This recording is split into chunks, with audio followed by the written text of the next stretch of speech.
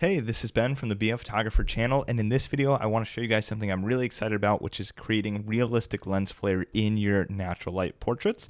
So as you can see right here, I added this flare completely in Photoshop, and I want to show you how I did that. So just for a quick reference, here is our original file. You can see I did a very quick poolside shoot today, just using a V-flat and natural light, so you can see the V-flat back here. But in this video specifically, I'm going to show you how we got from there to there. So that lens flare right there, it's just a couple of layers in Photoshop, and we are going to start by deleting all these, and I will show you exactly what I did. So first I had my complete retouch done, and I had it in quite a few different layers here, so as you can see there. And what I'm going to do is hold Command, Shift, Option, and E, and that is going to create a new layer which has my image on it with all the layers merged. And then what I'm going to do is create a lens flare on here. So I'll call this one lens flare. And I'm going to go up to Filter, Render, and Lens Flare. So once you click on Lens Flare, you'll see that we have this dialog box here, and we have a live preview where we can control the brightness and the type of flare. So there's the 35mm prime flare, which has these like blue lines shooting off of it. We have the 105mm flare, which is a little bit more blue in its tint. We can change that later. And we also have the movie prime, which looks like this. I think it's kind of crazy, so I like to stick with the 50 to 300mm. You can play with the percentage, but I usually don't like this ball glow here, so I will go past that right about there. I'll call, let's say, 185% on this image. And there is my flare. So it's actually not bad from the get-go. I could just do this, and then if I wanted, I could lower the opacity, and I have my flare there.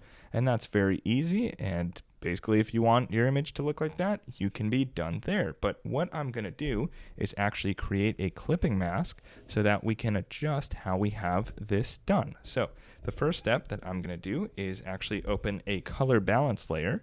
So I'm going to hit the adjustments layers here, type color. So we'll see color balance shows up.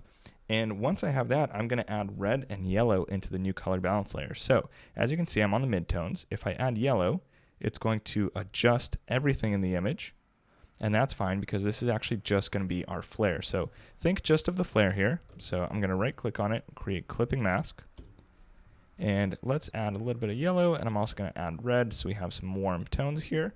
And now we have our red and yellow in the color balance layer.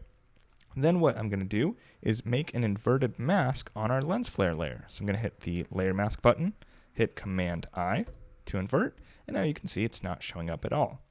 So I'm going to brush the lens flare back in really softly. So I'm going to hit B for my brush.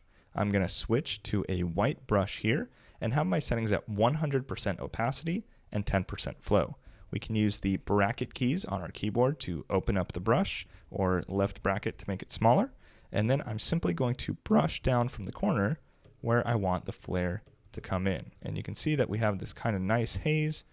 We have the flare coming in, and I'm going to put it on the shoulders a little bit, and you can see now we have this dot from the flare, and I don't love that dot, so I'm going to switch back to black, so I can hit X on my keyboard, or this little arrow here, and I'm simply going to click and drag my trackpad a little bit here. You can use your mouse or a Wacom tablet, whatever you want, and now you can see we got rid of that part of the flare, which I didn't love, and then right here we have a little bit of strong flare, so I'm going to get rid of it softly.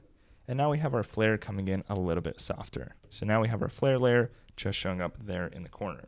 Now what I'm going to do is create a clipping mask with a levels adjustment. So I'm going to do another adjustment layer, and it has a clipping mask already. And now what I can do is actually brighten the shadows and the midtones here.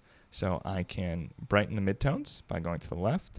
I can also change the shadows, so I'm going to actually leave them right there. And then what I'm going to do is add a bit of warmth by using the blue channel. So I'll take the blue channel and I will drag it to the right. You can see that that's making it warmer. If we go left, it makes it colder. So I'm going to go to the right here. You can see now we have adjusted the color temperature of the lens flare here. And once we have that, I can play with the layer opacity of the lens flare. So I don't want it to be as strong. Let's say I want it right here. I think that looks pretty good. That was the before and after. So we have this nice haze and flare going on in the back. And then if we wanted to add another touch of color, what we can do is go down here, add a solid color layer on top, and then we will get the color picker dialog box. So you can pick whatever color you want. I recommend something that looks sort of like sunshine. So I'm going to go with the kind of light orange here. Click OK. And then I'm going to set this layer blend mode to soft light. You can see now at soft light, what I'm going to do is just lower my opacity until I think it looks good. Very low. I'm going to do it between 5 and 20%. So let's say right about here. You can see it just added that nice little boost of kind of orange warmth. And now, if I call this group lens flare, there's our before, there's our after. So that is how you add a really nice lens flare to your images that looks natural and that you can control by using layer masks. So if I want to get rid of this a little bit, I can just brush black and soften it up. If I wanted it to extend further down into the image, or I want to get those circles in the lens flare, I could brush white. And you can see now we have a ton of control over our lens flare to give this image a different look and a more summer vibe. I hope you enjoyed this tutorial. If you learned, please give it a thumbs up and subscribe. Let me know if you have any tutorial requests, and I'll see you in the next one. Thanks for watching. Peace.